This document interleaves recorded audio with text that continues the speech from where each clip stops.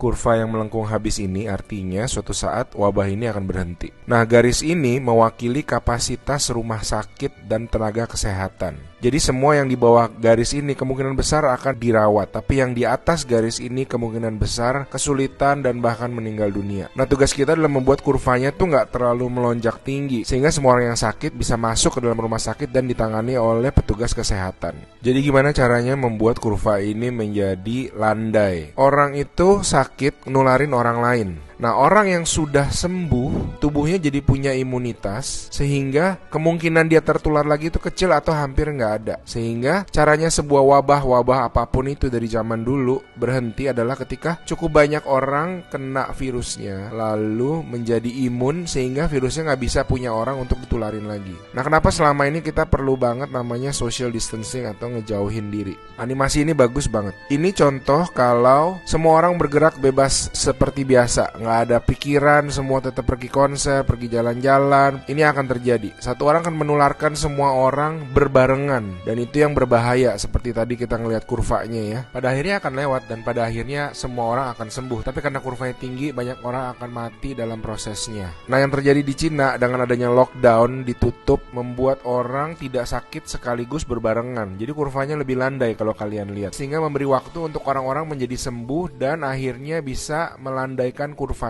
Nah, sekarang kita lihat kalau kita lakukan namanya social distancing, yaitu kalau nggak harus banget nggak usah pergi keluar, kalau nggak penting-penting banget nggak usah ketemu temen, nggak usah ada social function, semuanya ditunda dulu. Kita lihat apa yang terjadi.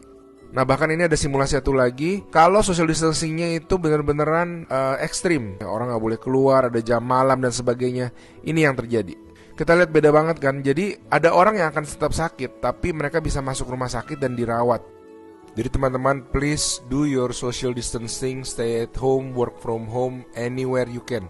Ada orang-orang yang nggak bisa, saya mengerti, tapi sebisa mungkin lakukanlah semuanya itu.